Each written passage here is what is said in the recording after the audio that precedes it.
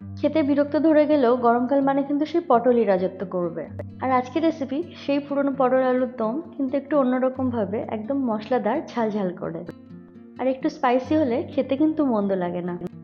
প্রথমে মশলাটা বানিয়ে নিই। তার জন্য আমি 3টে কাঁচা লঙ্কা সঙ্গে 2 চামচ গোটা জিরে নিয়ে নিই। ঝালটা কিন্তু অবশ্যই স্বাদ অনুযায়ী দিতে হবে।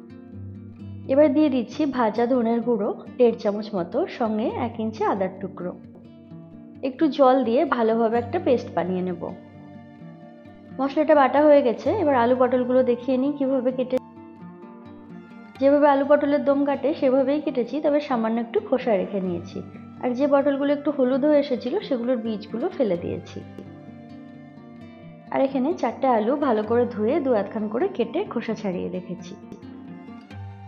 এবার রান্নাটা করে নেব। তার জন্য একটা কড়াই নিয়ে তাতে দিয়ে দিচ্ছি কিছুটা পরিমাণে সর্ষের তেল। তেলটা গরম হলে তাতে কিছুটা লবণ দিয়ে আলুগুলো দিয়ে লাল লাল করে ভেজে তুলে রাখবো। আলু ভাজা হয়ে যাওয়ার পরে একই তেলের মধ্যে পটলগুলোও ভেজে নিতে হবে। একই তেলের মধ্যে পটলগুলো দিয়ে একটু লাল লাল করে ভেজে রাখবো। ভিডিওটিকে শেষ পর্যন্ত দেখার অনুরোধ রইল। আর ভিডিওটি যদি আপনাদের ভালো লেগে থাকে তাহলে চ্যানেলটিকে সাবস্ক্রাইব করে পাশে থাকা বেল আইকনটি প্রেস করে দেবেন আপকামিং নোটিফিকেশনসের জন্য। পটলগুলো ভাজা হয়ে গেছে। এবার একটা আলাদা পাত্রে তুলে রেখে ওই তেলের মধ্যেই দিয়ে দিচ্ছি সামান্য পরিমাণ জিরে।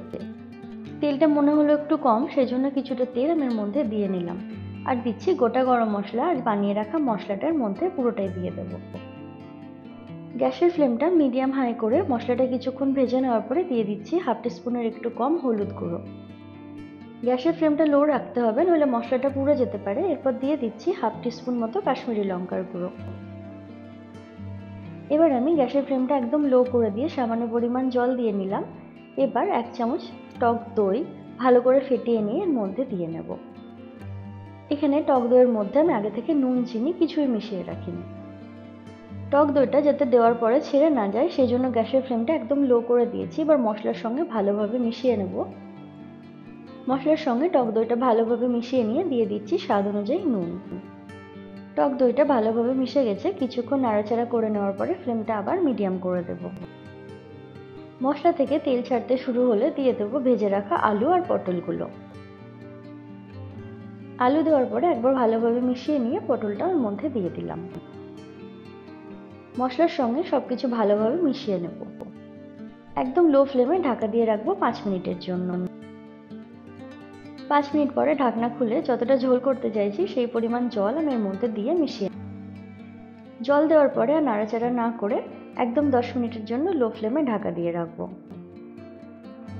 একদম 10 মিনিট পরে ঢাকনা খুলে ঘি আর গরম মশলা ছড়িয়ে নিলেই তৈরি আমাদের আলু পটলের মাখা মাখা দম।